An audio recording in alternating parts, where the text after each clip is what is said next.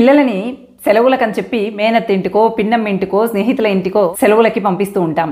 అయితే మనం చక్కగా పెంచుకుంటున్నటువంటి మన పిల్లలకి లేనిపోయినటువంటి విషయాలని చెప్పి వాళ్ళ బుర్రల్లో విషపు బీజాలు నాటి పంపిస్తూ ఉంటారు కొంతమంది. పాపం అలాంటి బాధకే గురి అయ్యి పిల్లల పెంపకం ఒక కళ అనేటువంటి వీడియో చూసినటువంటి ఒక ఇల్లాలు ఈ అంశం పైన వీడియో చేయమని కోరింది. తనే కాదు, ఇలా బాధపడుతున్నటువంటి వాళ్ళు ఎంతోమంది ఉంటారు. పిల్లలకే కాదండి, ఇంటికి కొత్తగా వచ్చినటువంటి అల్లుళ్ళకి కావచ్చు, కొత్తగా వచ్చినటువంటి కోడళ్ళకి కావచ్చు, ఇలా చుట్టుపక్కల ఉన్నటువంటి వాళ్ళు వాళ్ళ మనసులో విషబీజాలు నాటి కుటుంబాలు పతనమయ్యేలాగా చేస్తూ ఉంటారు. అందుకోసమని ఈ అంశాన్ని నేటి వీడియోలో చర్చగా తీసుకున్నాను. ఇలాంటి అంశాల నుంచి కుటుంబాన్ని ఎలా రక్షించుకోవాలి అనేటువంటి అంశాన్ని నేటి వీడియోలో చర్చించుకుందాం. Welcome to Keerthi creatives. నేను మీ కీర్తనారెడ్డి. ఇది సహజంగా చాలా ఇళ్లలో ఎదురయ్యేటువంటి సమస్య. ఇంకా చెప్పాలంటే దీని నుండి ఎలా బయటపడాలో అర్థం కాక కుటుంబ సభ్యులందరినీ కూడా మానసిక వేధింపులకి గురి చేసేటువంటి సమస్య. మొదటగా మన పిల్లల్ని ఎవరింటికైనా పంపించినప్పుడు, చుట్టాలింటికో పంపించినప్పుడు మన పిల్లలకి మనపైనే రివర్స్ విషయాలని చెప్పి, మీ అమ్మ ఇలాంటిది, మీ నాన్న ఇలాంటి వాడు అని చెప్పి లేనిపోని విషయాలు చెప్పి వాళ్ళ మనసులో తల్లిదండ్రుల పట్ల గౌరవ భావం తగ్గేలాగా వాళ్ళ మనసులో విషబీజాలని నాటి పంపిస్తూ ఉంటారు. పాపం మన సబ్స్క్రైబర్ అయినటువంటి ఒక ఆవిడ తన బాధని కామెంట్ సెక్షన్లో తెలియజేస్తూ వీడియో చేయమని అడిగింది. తను ఒక్కతే కాదు కదా, చాలా మంది ఇలాంటి వాళ్ళు ఉంటారనేటువంటి ఉద్దేశంతో మనం క్షుణ్ణంగా దీన్ని ప్రశ్నించాలనుకుంటున్నాము. ఇలాగే తన కొడుకుని చుట్టపు చూపుగా తీసుకువెళ్ళి అక్కడికి వెళ్ళిన తర్వాత చిన్నప్పుడు మీ అమ్మ అలా చేసేది, ఇలా చేసేది, ఇలా కొట్టింది, అలా కొట్టింది అంటూ రకరకాల విషయాలని చెప్పి పిల్లవాడి మనసులో తల్లి పట్ల గౌరవభావం లేకుండా చేసిందట. తిరిగి ఇంటికి వచ్చినటువంటి పిల్లవాడు 10వ తరగతి పరీక్షలు రాస్తూ చదువుకోమని చెప్పిన ప్రతిసారి తల్లికి ఎదురు తిరిగి మాట్లాడుతుంటే నన్ను కొడతావా, కొట్టు అని చెప్పి ఎదురు తిరిగి మాట్లాడటం లాంటివి చేస్తూ ఉన్నాడట. ఆ మాటలు విన్నటువంటి తల్లి మనసు ఎంత తల్లడిల్లిపోతుందో ఒక్కసారి ఆలోచించండి. ప్రతి తల్లిదండ్రి పంచప్రాణాలు తమ పిల్లలపైనే పెట్టుకొని పెంచుతూ ఉంటారు. అలాంటి పిల్లల్ని కలుషితం చేస్తూ పైశాచిక మానసిక ఆనందాన్ని పొందుతూ ఉంటారు కొంతమంది బంధు రూపంలో ఉన్నటువంటి రాక్షస బంధువర్గం. వాళ్ళని బంధువులు అనటం కన్నా రాబంధువులు అనటం మంచిదేమో. ఎందుకు అంటే ఎప్పుడు ఏదో ఒక కుటుంబాల్లో చిచ్చు పెట్టడం అంటే వీరికి మహాసరదా. ఏ పని పాట ఉండదు. ఫోన్లు పట్టుకుంటారు, ఈ కుటుంబ విషయాలు ఆ కుటుంబానికి, ఆ కుటుంబ విషయాలు ఈ కుటుంబానికి చేరవేస్తూ ఉంటారు. ఆ విలువైనటువంటి సమయాన్ని ఏదో తమ ఆరోగ్యం గురించో, తమ ఆర్థిక పరిస్థితుల గురించో, తమ పిల్లల గురించో, తమ భర్త గురించో, తన ఇంట్లో చక్కబెట్టుకోవాల్సినటువంటి విషయాల గురించో చర్చించుకోవచ్చు కదా. అవన్నీ వదిలేస్తారు. లేనిపోని విషయాలన్నీ వీళ్ళు చర్చిస్తూ ఉంటారు. పైగా ఆ చర్చించినటువంటి విషయాన్ని వదినమ్మా ఇది విన్నావా, నీకు తెలిసిందా, అక్కయ్య నీకు ఇది తెలిసిందా, ఇది విన్నావా అంటూ ఒకరి నుంచి ఒకరికి ఫోన్లు చేసుకొని వాళ్ళు పైశాచిక ఆనందాన్ని పొందుతూ ఉంటారు. ఇతరులని మానసికంగా వేధిస్తూ ఉంటారు. ఇది ఒక రకమైనటువంటి రాక్షస జాతి స్త్రీల లక్షణం. ఈ కోవలో మాత్రం మీరు ఎప్పుడు ఉండకండి. ఇలాంటి స్త్రీల జాబితాలో మనం అస్సలు ఉండకూడదండి. మన సమయాన్ని సద్వినియోగం చేసుకోవాలి. ఎప్పుడు ఏ స్త్రీ పట్లనైనా సహానుభూతితో వ్యవహరించేలాగా ఉండాలి. మనకు కలిగిన బాధ ఇతరులకు కూడా కలుగుతుంది కదా. ఎప్పుడు ఎలాంటి వ్యక్తిగతమైనటువంటి తగాదాలని పిల్లలపైన రుద్దేటువంటి ప్రయత్నం చేయకూడదు. ఒక ఉదాహరణ చెప్తాను మీకు ఇక్కడ. ఒక కుటుంబంలో కోడలంటే అస్సలు అత్తకి పడేది కాదు, అత్త అంటే కోడలికి అస్సలు పడేది కాదు. ఇద్దరి మధ్యలో నానమ్మన్నా ప్రేమే, అమ్మన్నా ప్రేమే, విపరీతమైనటువంటి ప్రేమ ఉన్నటువంటి ఈ పిల్లవాడు నాయనమ్మ తల్లి మీద కొన్ని విషయాలు చెప్పటం, తల్లి నాయనమ్మ మీద మరికొన్ని విషయాలు చెప్పటం, ఇలా రెండింటి గందరగోళాల మధ్య, ఈ రెండు సంఘర్షణల మధ్య ఒకసారి నాయనమ్మ సరి అయిందనిపించేది, ఒక్కొక్కసారి అమ్మ సరి అయిందనిపించేది. అమ్మ బెదిరించి నాపై ప్రేమ లేదా అనగానే అమ్మ వైపు మొగ్గు చూపేవాడు, నాయనమ్మ బెదిరించి నాపై ప్రేమ లేదా అనగానే నాయనమ్మ వైపు మొగ్గు చూపేవాడు. ఇలా పెరిగినటువంటి పిల్లవాడు పూర్తిగా పరిపూర్ణమైనటువంటి ఎదుగుదల తర్వాత స్వతంత్రంగా నిర్ణయాలు తీసుకోలేడు. అయోమయమైనటువంటి పరిస్థితులలో మీరు పెంచారు కాబట్టి పిల్లవాడు అయోమయ పరిస్థితులలోనే ఉంటాడు. అందుకోసమని పిల్లవాళ్ళకి ఇలాంటి విషయాలను ఎప్పుడు చెప్పకండి. పిల్లవాళ్ళపైన ఎప్పుడు మీ అతి తెలివితేటల్ని ప్రదర్శించకండి. ఇది ఎవరికైనా వర్తిస్తుంది. ఒకరికైతే ఒకలాగా, ఇంకొకరికైతే ఇంకొకలాగా అస్సలు ఉండదు. మరి ఇప్పుడు మనం తల్లిగా ఏం చేయాలి, మన పిల్లవాడిని మనం ఎలా మార్చుకోవాలో చూద్దాం. సమస్య ఏది అనేది మనకు తెలుసు. ఇది ఓన్లీ పిల్లలలోనే కాదండి. కొత్తగా పెళ్ళై వచ్చినటువంటి కోడళ్ళకి అత్త పైన చెప్పటం మనం చూస్తూనే ఉంటాము. కొత్తగా పెళ్లి చేసుకున్నటువంటి అల్లుడికి చుట్టుపక్కల వాళ్ళు లేనిపోనివి చెప్పటం చూస్తూనే ఉంటాము. ఇవి సగటు కుటుంబాలలో సహజంగా జరిగేటువంటి విషయాలు. వాళ్ళ అక్కసును మొత్తం కొత్తగా వచ్చినటువంటి కోడళ్ళకి మీ అత్త ఇలాంటిది, మీ ఆడపడుచు అలాంటిది, మీ మామ ఇలాంటి వాళ్ళు, వాళ్ళకి ఇలా జరిగింది, వాళ్ళకి అలా జరిగింది అని చెప్పి ఏవేవో చెబుతూ ఉంటారు.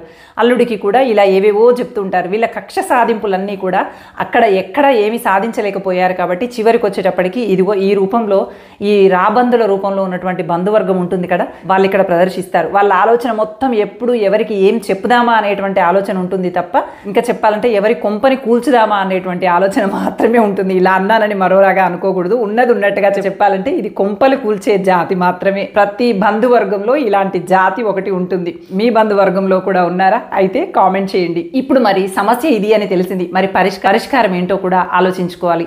సరే, కొత్తగా వచ్చినటువంటి కోడళ్ళ విషయంలో అయితే వాళ్ళు కొంచెం జ్ఞానం కలిగిన వాళ్ళు, బుద్ధి కలిగిన వాళ్ళు అయితే ఆలోచించుకుంటారు. ఎందుకు వీళ్ళ గురించి నెగిటివ్గా చెప్తున్నారు, ఎందుకు వీళ్ళ గురించి తప్పుగా మాట్లాడుతున్నారు, దాదాపుగా వీళ్ళంటే పడకపోవటం వల్లనే జరుగుతూ ఉంటుంది అనేది అర్థం చేసుకొని తెలివిగా జ్ఞానంగా కోడళ్ళు అల్లుళ్ళు అయితే ఆలోచించుకొని అందులో నిజానిజాలు ఎంతవరకు తెలుసుకొని, ఒకవేళ నిజాలని తెలిసినా ఒకప్పటి పరిస్థితులకి ఇప్పటి పరిస్థితులకి ఎన్నో తేడాలు ఉంటాయి అని అర్థం చేసుకొని విశాల హృదయంతో కలిసిపోతే బాగానే ఉంటుంది.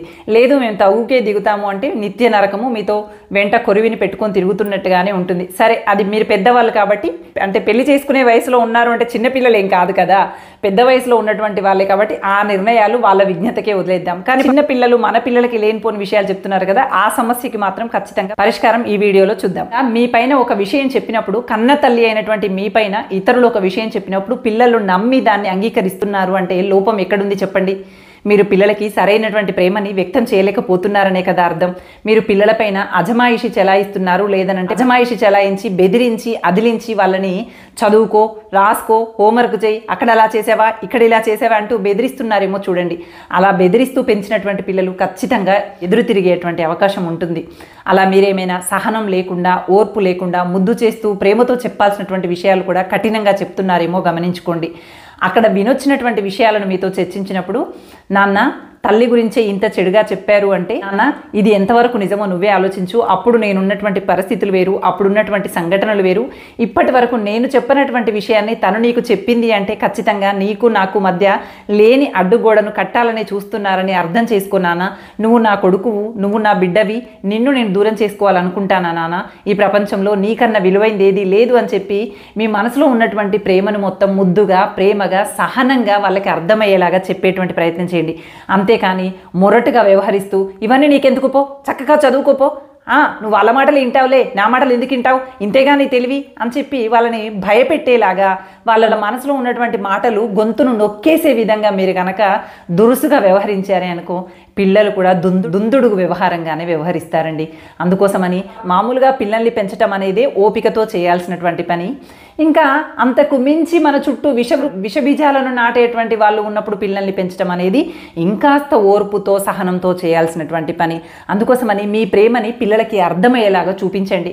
మీరు వాళ్ళని చదువుకోపో అని చెప్పి బెదిరిస్తున్నారు అంటే అది ఎందుకో కూడా అర్థమయ్యేలాగా చెప్పండి. నాన్న నువ్వు బాగా చదువుకుంటే గొప్పవాడివైతే చూడాలనుంది నాన్న, మేమే సరిగ్గా చదువుకోక మా జీవితాలు ఇలా ఉన్నాయి, నువ్వు బాగా చదువుకొని ఉద్యోగం చేస్తే నీకు గౌరవం ఉంటుంది, మాకు గౌరవం ఉంటుందని చెప్పి పిల్లలకి ప్రేమగా చెప్పేటువంటి ప్రయత్నం చేయండి. సహనంతో తీర్చిదిద్దుకునేటువంటి ఓర్పును, నేర్పును మీరు అలవరుచుకోండి. కావాలి, చాలా ఓపిక కావాలి. అనుకున్నంత సులభమైనటువంటి విషయం ఏమీ కాదు. చాలా ఓపిక కావాలి పిల్లల్ని తీర్చిదిద్దుకోవడానికి. ఇలాంటి పరిస్థితుల్లో అయితే మరింత ఓపిక ఖచ్చితంగా కావాలి. ఇంకా వాళ్ళ మనసులో సంశయం ఉన్నప్పుడు, సంశయం ఉందే అనుకోండి, వాళ్ళు విన్నది తప్పు అని వాళ్ళకి అర్థమయ్యేలాగా మీ ప్రవర్తన ఉండాలి. మా అమ్మ గురించి మేము విన్నది తప్పు అనేలాగా మీ ప్రవర్తన విధానం ఉండగలగాలి. ఒకప్పుడు మీరు ఎవరినో తిట్టారనో, ఎవరినో కొట్టారనో పిల్లల చెవిలో వేశారే అనుకోండి, అది తప్పు అని, మా అమ్మ అలా చేసేది కాదు, మా అమ్మ ఒకవేళ అప్పుడు అలా చేసింది అంటే అప్పుడు పరిస్థితులు ఏంటివో, మా అమ్మ ఎంతలా బాధపడి ఉందో అందుకోసమే అలా చేసింది తప్ప మా అమ్మ అలా చేసేది కాదు అని పిల్లలకి మీ ప్రవర్తన విధానం ద్వారా అర్థమయ్యేలాగా మీ ప్రవర్తన ఉండాలి. పిల్లవాడు తల్లిని ప్రేమించినంతగా ఇంకెవ్వరిని ప్రేమించడండి. అలాంటిది పిల్లవాడి మనసులో విషబీజాలు అంత సులువుగా నాటగలిగారు అంటే మీ కొడుకుకు మీకు మధ్య బంధము ఎంత బీటలు బారుతుందో అర్థం చేసుకోండి. దృఢమైనటువంటి బంధాన్ని నిర్మించుకోలేకపోతున్నారు. ఎవరు ఏది చెప్పినా మా అమ్మ గురించి ఒక మాట మాట్లాడితే ఊరుకోను అనేలాగా ఉండగలగాలి, కానీ ఎవరు ఏది చెప్పినా నమ్మేలాగా మన పిల్లలని మనం పెంచకూడదు. అంటే మరి మనం ఏం చేయాలి? తల్లిగా మన బాధ్యత మన పిల్లలకి మనకి మధ్య అడ్డుగోడ లేకుండా ప్రతి నిత్యము మనతో మాటల రూపంలో, కథల రూపంలో, పాటల రూపంలో చెప్పాలనుకున్నటువంటి విషయాలని ఏదో సందర్భాలలో ఏదో అంశానికి జోడించి చెప్తూ ఉండాలి. అది చిన్నప్పటి నుంచే చెప్పాలి. అంటే 7వ తరగతి ఏజ్ వరకైతే ఇంకా బాగా మొక్క యొంగని మానై వంగున అనేటువంటి సామెత ఉంది కదా. ఈ చిన్నపిల్లలైతే బాగా ముద్దుగా వింటారు. ఇంకా సరే కాస్త పెద్ద వయసు వచ్చాకైనా పర్వాలేదు, కాస్త ఇంకా మన చేతిలోనే ఉంటారు, చెయ్యి దాటిపోలేదు కాబట్టి మీరు చెప్పటం ఒకటి చెయ్యటం ఒకటి కాకుండా మీ ప్రేమని, మీ ప్రవర్తనని, మీకు ఉండేటువంటి ఓపికని పిల్లలకి అర్థమయ్యేలాగా చేసి చూపించండి. రిచి మా అమ్మని తప్పుగా అర్థం చేసుకున్నారు, మా అమ్మ గురించి తప్పుగా చెప్పారని పిల్లల నోటితో పిల్లలే అనేలాగా మీరు ఓపికగా తల్లి పాత్రను పోషించాల్సి ఉంటుంది. అంతేకాని తొందరపడి అత్త చెప్పిందే వింటావా, పిన్ని చెప్పిందే వింటావా, ఆ చుట్టాలు చెప్పిందే ఉంటావా, సొంతంగా ఆలోచించుకోలేవా అని చెప్పి మీరు అరిసారే అనుకోండి, వాళ్ళు చెప్పిందే నిజమని చెప్పి పిల్లలు స్థిరపడిపోయేటువంటి అవకాశం ఉంటుంది. దానివల్ల మీ మధ్య గ్యాప్ పెరిగిపోతూ ఇరువైపులా కూడా మానసికమైనటువంటి వేదనలే మిగులుతూ ఉంటాయి. అందుకోసమని ఇలాంటి పరిస్థితులలో మరింత ఓపిక చేసుకొని మన ప్రేమని పిల్లలకి బహిర్గతం అయ్యేలాగా చూపించాల్సినటువంటి అవసరం ఉంది. అంతేకాకుండా వాళ్ళని కూడా సరైనటువంటి దిశలో నడిపించాల్సినటువంటి బాధ్యత కూడా మన భుజాలపైనే ఉంది అనేది అర్థం చేసుకొని వాళ్ళ పట్ల మరింత ప్రేమగా వ్యవహరించడం, ఎలాంటి పరిస్థితుల్లో మీరు అలాంటి విషయాలు చేయాల్సి వచ్చింది, అసలు మీ నిజమైనటువంటి ప్రవృత్తి ఏంటి అనేది పిల్లలకి అర్థమయ్యేలాగా వివరించడమే కాకుండా మన ప్రవర్తన కూడా అదే విధంగా ఉండటం పిల్లల లోపల నిజమైనటువంటి మార్పును తీసుకొస్తుంది. అలా కాకుండా భయపెట్టి వాళ్ళ నోరు ముయించారే అంటే అది తాత్కాలికంగా మూసివేస్తారేమో కానీ శాశ్వతంగా వాళ్ళ మనసులో మాత్రం మీ స్థానం తక్కువగానే ఉండిపోతుంది. అందుకని ఎవరైనా చెప్పుడు మాటలు చెప్పేవాళ్ళు దయచేసి ఒకసారి ఆలోచించుకోండి. మీ పిల్లల విషయంలో మీ పిల్లలు మీకు దూరం అయితే మీరు ఎంత బాధపడతారో ఏ తల్లి అయినా అంతే బాధపడుతుంది అనేది అర్థం చేసుకొని రాక్షస స్త్రీ జాతిలో కాకుండా ఉత్తమమైనటువంటి స్త్రీ జాతిలో ఉండేలాగా మీ మనసుని సుకుమారంగా మలచుకోండి. కుటుంబాలని పతనం చేయాలనేటువంటి చెడు స్వభావాన్ని వదిలిపెట్టి ఎవరి కుటుంబాన్ని వాళ్ళు తీర్చిదిద్దుకునేటువంటి ప్రయత్నం చేయండి. వీలైనంత వరకు ఎవరి కుటుంబాలలో అనవసరమైనటువంటి చర్చలు ఎక్కడ తెర మీదకి తీసుకురాకండి. ఒకవేళ అలా వచ్చేటువంటి జాతిలో కనుక మీరు ఉన్నారంటే ఖచ్చితంగా మీరు రాక్షస స్త్రీలనే అర్థం. ఎందుకంటే ఈ భూమిపైన చేయడానికి ఎన్నో పనులు ఉన్నాయి. అవన్నీ వదిలేసి ఒకరి కుటుంబాలలో దూరి వాళ్ళ కుటుంబాల గురించి చెవులారా వింటూ మీరు చర్చిస్తున్నారు అంటే మీకు రాక్షస లక్షణం కాకపోతే ఇంకేముంది చెప్పండి. అందుకోసమని అలాంటి జాతిలో కాకుండా మన వరకు సమస్య వస్తే వీలైతే పరిష్కరిద్దాము, ఆ సమస్య మనకు వరకు రాకుండానే వాళ్ళంతట వాళ్ళే పరిష్కరించుకునేటువంటి దారులు చూపించటం మన వల్ల అయితే చేద్దాము. అంతే తప్ప ఇలా విషబీజాలను నాటుతూ మనం బ్రతికి ఉన్నంత కాలం కొంతమంది అడుగుతారు, ఇలాంటి వాళ్ళకి ఏం జరగదా మేడం, పాపం పండదా, వాళ్ళకంటూ ఏమి జరగదా అని. పాపం పుణ్యం సంగతి దేవుడేరు కానీ ఇన్స్టెంట్గా ఇబ్బంది పడేది మాత్రం మన పిల్లలు, మన కుటుంబము, మన సంసారాలే ఉంటాయి. కాబట్టి వాళ్ళ కర్మకి వాళ్ళని వదిలేద్దాము. ఎప్పుడు మాటల విషం తాగి వచ్చినటువంటి మన వాళ్ళు ఉంటారు కదా, ఆ విషానికి విరుగుడుగా మళ్ళీ అమృతపు చుక్కలు తాగించుకొని మన కుటుంబాన్ని మనం రక్షించుకుందాం. సహనంతో, ఓపికతో, మన ప్రవర్తనతో మన పిల్లల్ని మార్చుకునేటువంటి ప్రయత్నం చేద్దాము. ఇంకెప్పుడు ఎక్కడ ఎవరు విషపు చుక్కలు తాగించినా మన పిల్లలు తాగకుండా ఉండేంత స్ట్రాంగ్గా అమృతాన్ని నింపినటువంటి మనసుతో పిల్లల్ని ఎక్కడికైనా పంపించేద్దాం. ఎవ్వరు ఏమి చెప్పినా అన్ని వింటారు, వాళ్ళకి కావాల్సిన నిర్ణయాలు వాళ్ళు తీసుకోగలుగుతారు అనేలాగా మన పిల్లల్ని చాలా దృఢంగా పెంచగలగాలి తప్ప ఇలా చెప్పుడు మాటలకు భయపడి వాళ్ళింటికి పంపము, వీళ్ళింటికి పంపము, వాళ్ళేం చెప్తారో వీళ్ళేం చెప్తారో అన్నట్టుగా భయపడుతూ బెరుకుగా మాత్రం ఉండకండి. మీరు ఉత్తమమైనటువంటి లక్షణాలు కలిగినటువంటి స్త్రీలు ఎవరి కుటుంబాల్లో అనవసరంగా దూరరండి.